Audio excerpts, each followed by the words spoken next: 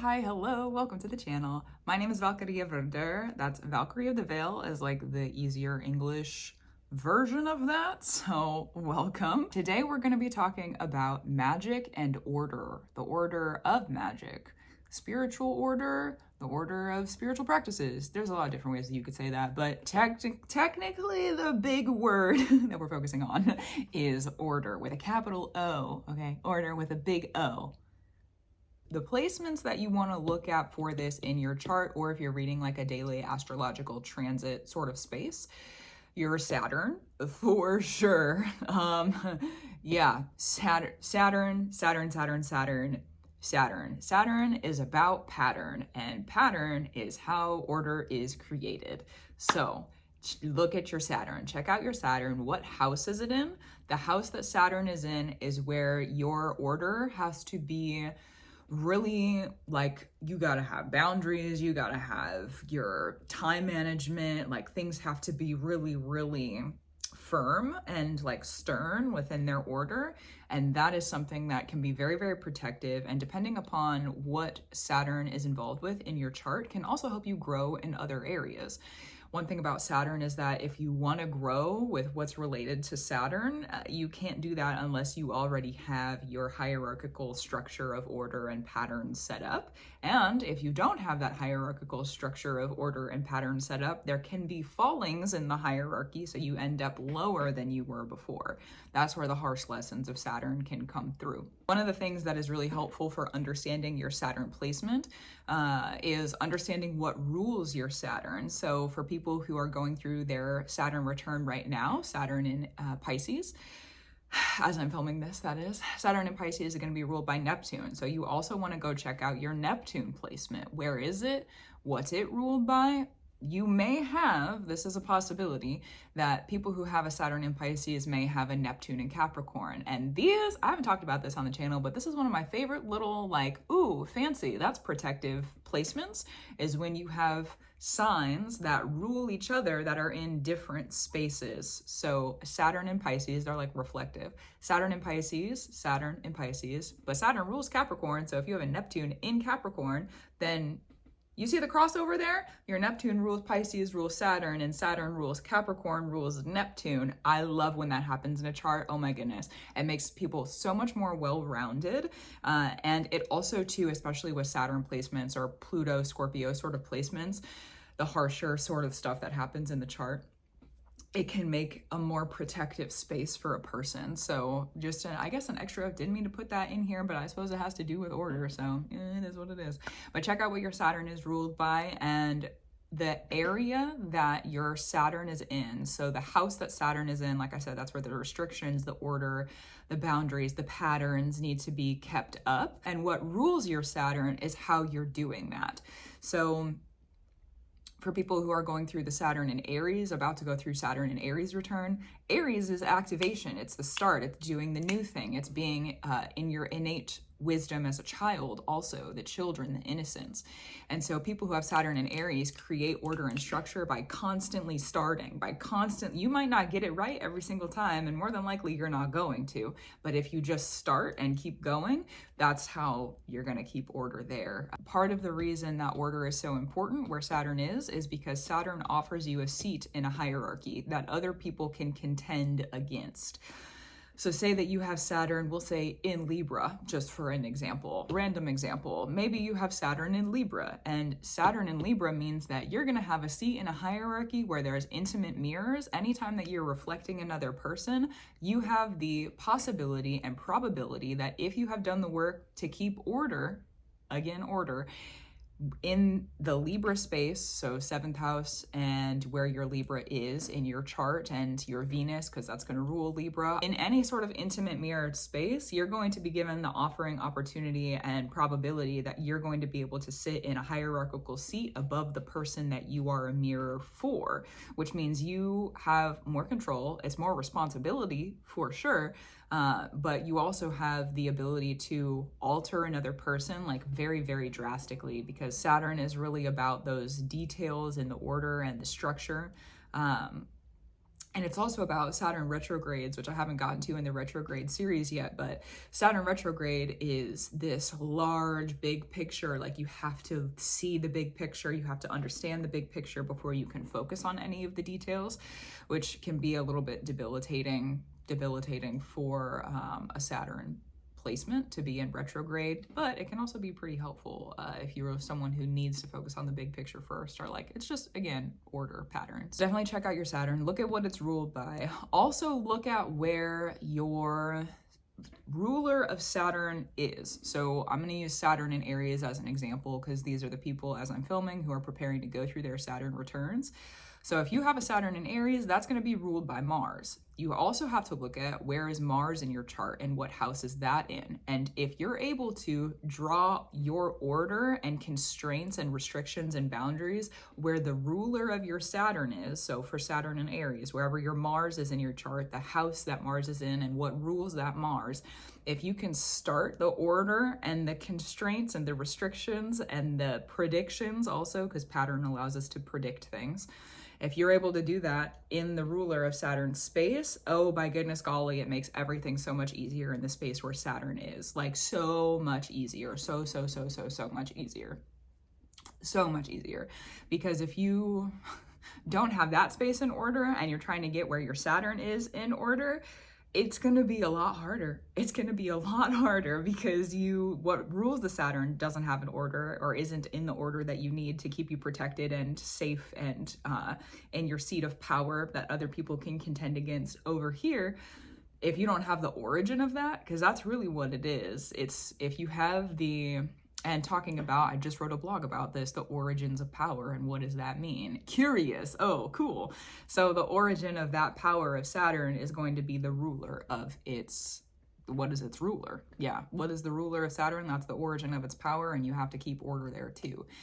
So check out your Saturn, look at your Saturn, look at the ruler, the under ruler, okay? And if you really wanted to, one thing that, it took me a while to be able to do this, okay? So if you can't do this right away, or it's like your brain does not compute, don't beat yourself up about it. It does take some extra studying and some extra time. However, it's helped me to look at the kind of like cyclical spaces. So where my Saturn is in my chart, I've looked then at the ruler of that, the house that it's in, and what it's ruled by, and then gone through and looked at that ruler of that ruler of Saturn, and I just draw the circles until I really have an understanding of the depth of things.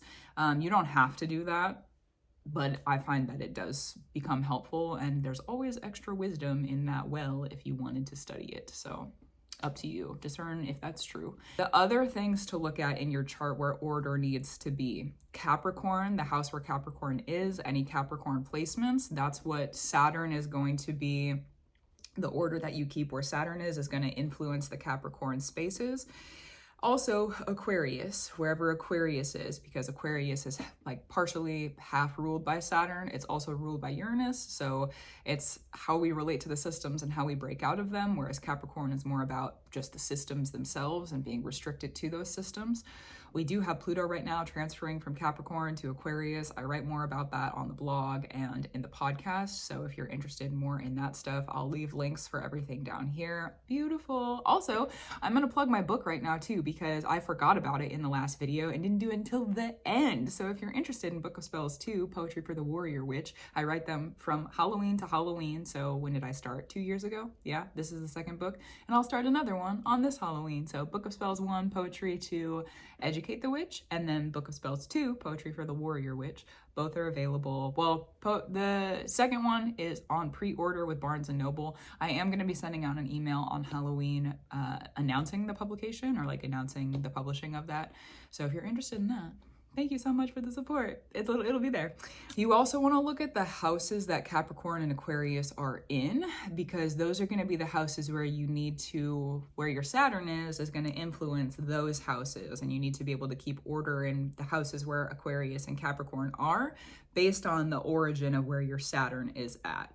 You see how there's extra layers to it. So what rules Saturn? You got to have an order and a structure there because it's going to influence the Saturn placement itself. Saturn, you have to keep order and structure there because it's going to influence the Capricorn and Aquarius spaces. It's also going to influence, so Capricorn and Aquarius, it's kind of like a double-edged sword when you get to the 10th and the 11th house in this structure. So simplification of what just happened, of what we just talked about. That's like the more simple part of it. We have two different additions when we're looking at the order and the structure of the 10th and the 11th house. If you are using an astrological system, or you are just naturally, you have Capricorn and Aquarius in the 10th and 11th house, beautiful. This is going to look a lot easier for you. If you're using a system that puts the sign rulers in different houses, this is going to look a little, or you don't have Capricorn and Aquarius in the 10th and 11th house, this is going to look a little bit different. Or you have a Saturn in the 10th and the 11th house, that's going to make this a lot easier for you as well, because Saturn is naturally at home in the 10th and 11th house. So the 10th house is going to be modernly ruled by Capricorn. The 11th house is going to be modernly ruled by Aquarius. So the order that you're keeping where Capricorn is in your chart, doesn't matter if it's in the 2nd house, 3rd house, the 12th house, wherever, okay, wherever Capricorn is, how you keep that order and structure is going to be influencing the 10th house order and structure. It's going to be doing it indirectly. It's not going to be super in your face.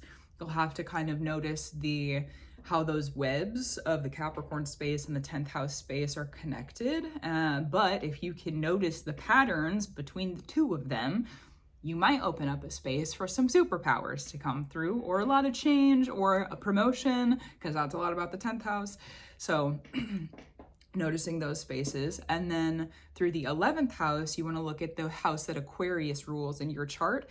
Notice how those two spaces are related, because they are going to influence each other. What's happening in the 11th house will influence Aquarius. What's happening in the Aquarius house will influence the 11th house.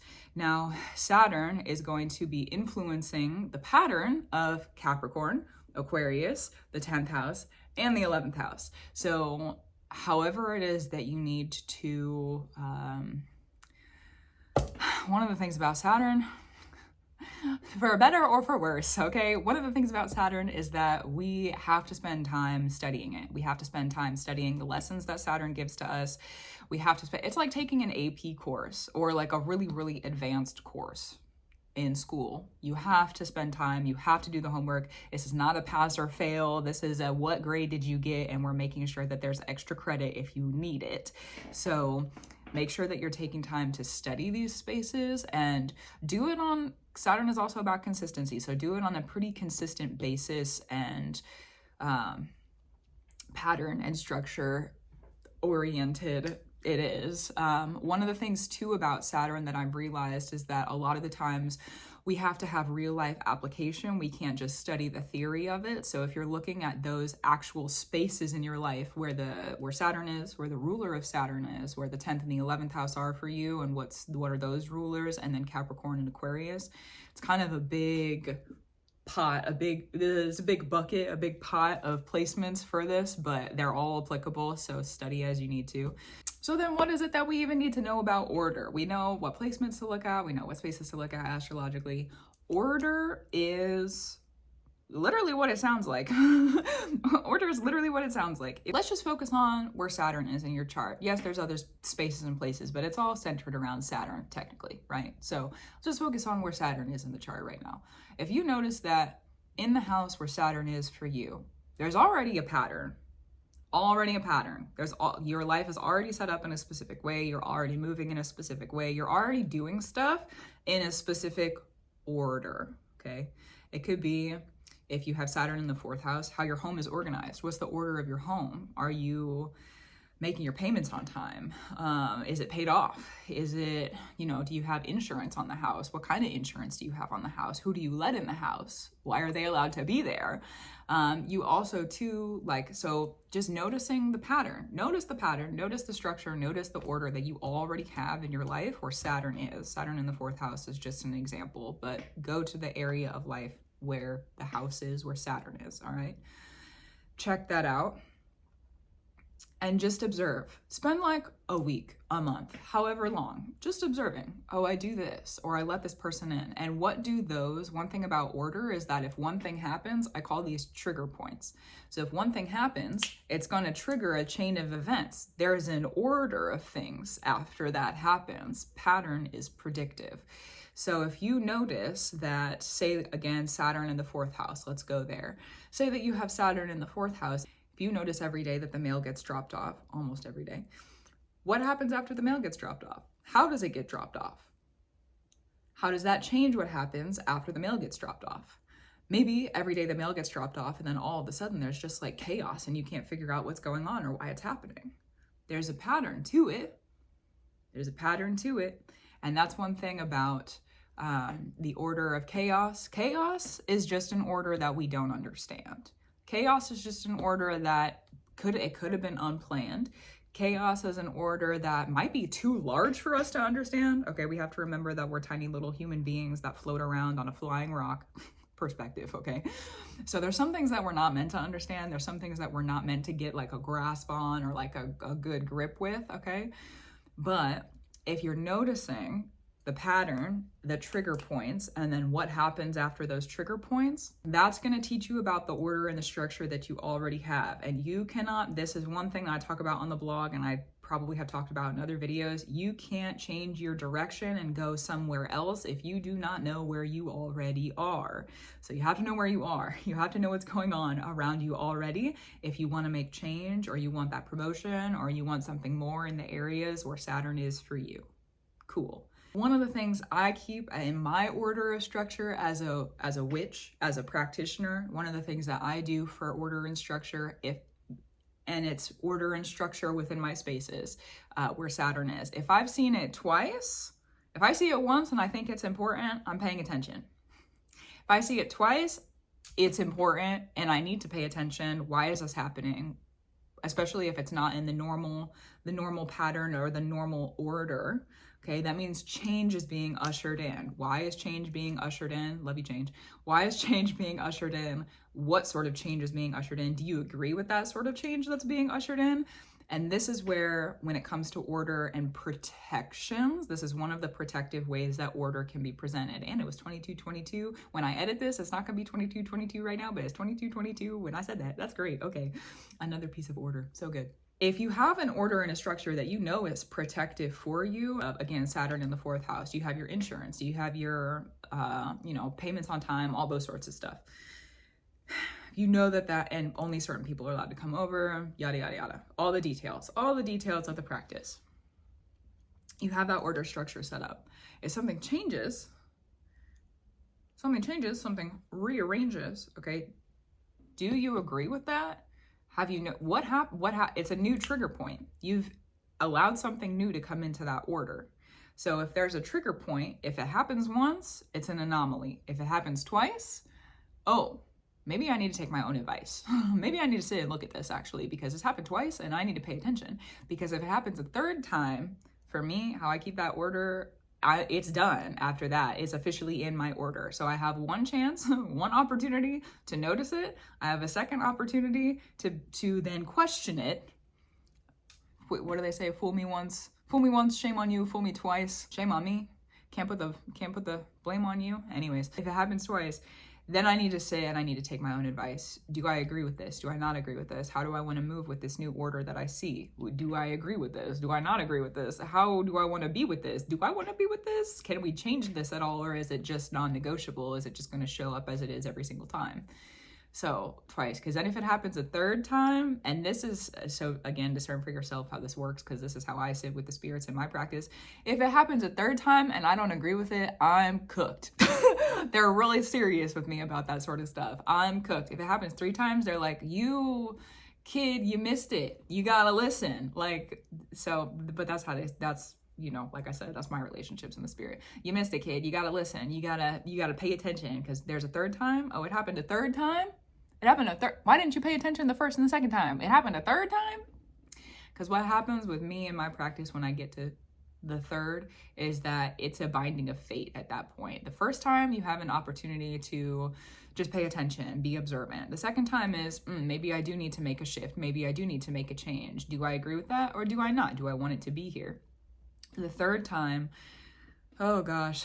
So you can interrupt it. After 2, you can interrupt the order. 1 is like, well, maybe that's not going to be a part of the order. Maybe that's not a part of the pattern. Maybe that is just a random, chaotic, whatever's happening. But if it happens twice and it's the same or very, very similar, the pattern sometimes, especially if you have Saturn in a shape-shifting sort of house, 12th house, if you have Saturn in Pisces, which is what we're going through right now transit-wise. What are the shapeshifters of the zodiac? Sagittarius is a shapeshifter. Pisces is a shapeshifter. The moon also definitely a shapeshifter, but that's going to be more shapeshifting in like a cycle or cyclical. So that's going to be a little bit more direct shapeshifting, still a shapeshifter. Aries is a trickster shapeshifter. Taurus is a shapeshifter. The story of Taurus is really weird. Jupiter literally comes down to Earth because he falls in love with a princess and comes down as a bull. So because of love, shapeshifts. Love Taurus. Shapeshifter. Though still too. So discernment for you. Those are the, what did I say? Pisces, Sagittarius, Cancer, and Pisces, Sagittarius, Cancer, Aries, Taurus. Virgo can shapeshift, but it's like Virgo shapeshifts right in front of your face. So you just have to be paying attention. That one's a little less discreet. It's more direct, but it's still shapeshifting. I think those are the shapeshifters. I think those are the main shape. Every sign has shapeshifting qualities, but especially if you have Saturn in one of those pre-mentioned signs, it's going to have shapeshifting qualities, which not necessarily a bad thing, okay? But that does mean that sometimes things are going to show up and it might not be the exact same thing the second time. It might not be the exact same pattern, but it'll have similar qualities. Similar qualities to what happened the first time. The second time, it might not be the exact same thing, but it might have similar qualities. So just paying attention to that as well and understanding if it is going to come directly or not come directly, and studying other parts of your life where you have seen those patterns, that can also be really helpful. But if it happens a third time, like I said, for me, that's a binding of fate. So if I have then bound up my fate and I haven't sat and looked at 1 and 2 and I actually don't agree with it, well, now I have to learn the hard lesson the hard way. It might not be a hard lesson and it might not be the hard way, but it could be. It could be, possibly. So if I have that third happen, you can't change it after 3. You just have to, you then have set yourself up where you have to restructure and reorder and either push that out of your order and figure out how to change your order so it doesn't exist anymore, or you have to adapt to that new thing being in your order. So definitely that's how I sit. So like I said, discernment for you. That's true. If you want to get really into it, you could sit with 9s, because if the 3 happens, right, and then you have another set of 3 that happens, okay, well, this is like really, really big order. This is like really expansive. This is definitely extracurricular, like advanced stuff. So start with the small stuff, and then if you feel like you want to look at the patterns of 9s, I don't even really do that often, but it is something that is applicable as a tool. So you have one group of 3 that happens, and then you have another group of 3 that happens, and then you have another group of 3 that happens. Oh, it's a done deal. Okay, you've bound it up in the shadow, the present, the future. You've bound it up and it can't be undone. 9-day workings. I've mentioned it in videos before. 9-day, not on specifics, but 9-day workings are like very serious, very stern. So if you have, and it could just be a working of 9 different patterns. So that would be more of an interactive space with your patterning and your order, because pattern and order is binding. Saturn is restrictive, which means that we are bound up. And so I'll place a link for how to bind up Magick here in one of these corners, whichever one it ends up in. I'm not really sure, but it'll be there for you if you want to watch it and look at it. Yeah, that's true. Saturn is restrictive. It is binding. We are bound to things sometimes we don't understand. We are bound to things sometimes we do not agree with. So if you want to change the order, if you've sat and you've looked at the pattern of your life in the areas where Saturn is, again, starting with Saturn and the origin of Saturn is usually the easiest, and then you can apply those lessons to the 10th house, 11th house, Capricorn, Aquarius spaces and placements in those spaces as well. That's true. So noticing how you're bound up. Then You can create new trigger points. Oh, this is the fun part, in my opinion, because sometimes it's like an experiment. Sometimes you don't know what's going to happen. Oh, what happens if I do this thing? What happens if I bring this into my order? For example, again, I'm going to use Saturn in the 4th house as an example again. If you bring in, say, a new couch, okay, say you bring in a coffee table, say you bring in something into the 4th house, or you bring in like a renovation, or you have then changed the order, right? New patterns. What happens now? What happens now? What happens now? So then you can create new order. This is also very interesting, I think, and this is one thing to note about Saturn retrogrades. We get the big picture idea. Where are we going? Where are we landing? What's the seat of power? What's the seat of hierarchy that we're asking for? And how do we create order from where we are here to get to that position? Saturn retrograde helps us understand how to reorganize and re-relate to that, because once we leave the bubble of a Saturn retrograde and Saturn goes direct again, we're just stuck in the order that we created for ourselves, and we get to move forward. And it could take out opportunities, or it could actually offer in opportunities if you have kept up what you need to make it to that seat of power. But you have to be consistent to make it to that seat of power. That's another thing about Saturn. Consistency is key. That's true. Pattern is also going to let you know, like I said, if you say that you realize like, oh, this pattern is not protecting me. This pattern is not like what I have set up right now. I can't even believe like that friend's an enemy. I didn't even see that. Or like my boss sucks. Example, okay? Hierarchies, example. My boss sucks, or like there's this thing that I really don't like, or this isn't protecting me in the way that it needs to. If you can see that, how can you then change the pattern? And one thing about Saturn is that it takes time to do this. So most of the time it's not going to be like immediate overnight. It takes time, it takes consistency, and it takes persistence. And a lot of the times when you go to make those changes, because there's already a pattern and there's already an order, you do face some kind of resistance. So say that you go to that boss that you don't like and you talk to them, you bring up like, this is the work environment and I need this specific thing to change, this one thing, I need this to change. Maybe you need to come in 30 minutes later and stay 30 minutes later every day. Okay, that's a change in the pattern in the order, but you also know you're going to get more work done because these other coworkers aren't going to talk to you early in the morning, and you're going to have quiet time when they leave, whatever it might be. And you talk to them, and because there's already a structure and an order, people, and this has to do with our systems and hierarchies, people don't like change in the big system structures and hierarchies. If it's not broken, don't fix it. That's kind of the thing that we have going on, the cliche. If it's not broken, don't fix it. Except with one of the laws and structures of Saturn is that we're always going to be changing. So people who get stuck or like want to be in a specific order and don't want to let go of it, you have then just created a space where there's probably going to be a hard lesson of Saturn, because while Saturn asks us to be in the order and be in the pattern and be structured and be oriented with that, how it helps us, how it doesn't, what do we need to change, what do we need to alter, we can't just keep one order for our entire lives. We can keep the details and the structures of like, this needs to stay here and this needs to stay here, but we're humans and we change, and time changes us, and we can't roll the clock back. You might find yourself in a different area of your life 5 years from now, and there's lessons you can bring with you from where you are currently, but it'll be different.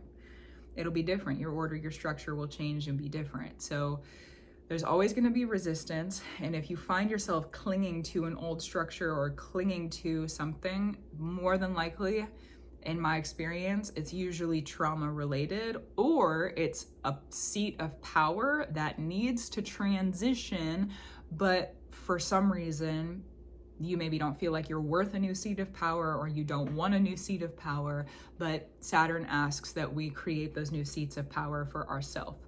So discernment for you of how that works. We're bound to the structure and the order, but one of the things that the structure and the order is bound to is that it's always going to be changing, and it takes usually a long time to do that. When it comes to like a more magical aspect of this, because I did talk about consecrations in the previous video on how to bind up magic and how to bind contracts, and for those of you who haven't watched that video, consecrations is, for me, how I define it, is when something's happening in the spirit, in the magic, and it hasn't been grounded in the physical, and there's something happening in the physical, but they're not necessarily in unity yet. And so a consecration, like a spell work or some sort of, you light a candle, you take a bath, you use water, you breathe air in a specific way. There's a lot of ways that this can happen, okay? And like I said in the last video too, it's one of my favorite ways because you can get creative. Magic is great. But when they come to unity, when they come to be unified, that is the spirit coming into the physical and the physical being unified with the spirit that's happening. So, which is honestly a lot about Saturn and Pisces as we move through that, but the consecrations. If you're looking at how to consecrate, look at those ordered places.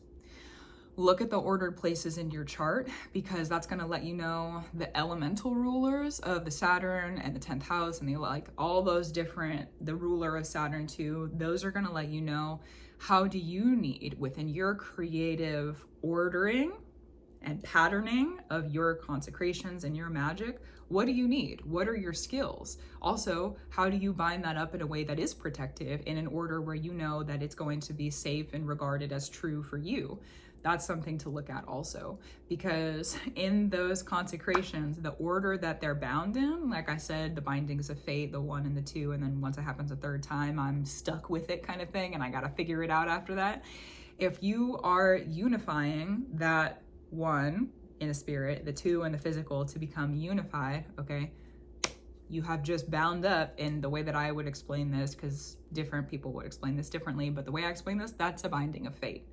You have created, created a binding of fate, because if it happens once, it's probably going to happen again.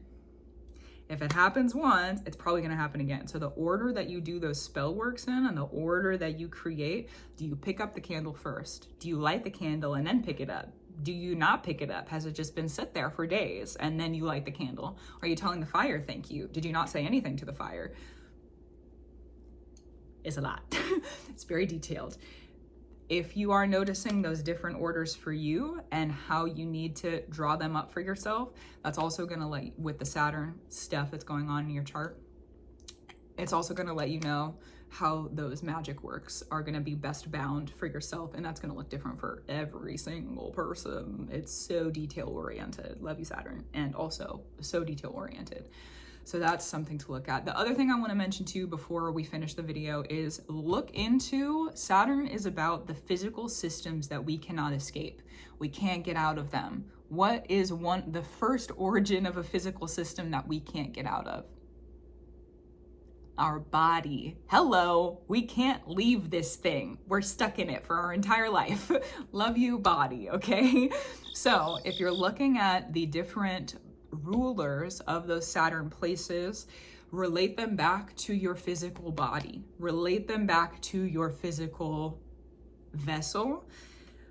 Every single zodiac sign, every single astrological sign rules over a different part of the body. For example, people who have Saturn in Aries and are about to go through their Saturn return, that's the head. It rules the head. You have to have structure and order in your mind. Are you meditating? Are you being aware? Are you making sure that your head is ordered in a way, like the reconstruction of those brain patterns and the brain waves? Saturn in Aries, if you are keeping up on that, usually everything else goes pretty well how it needs to.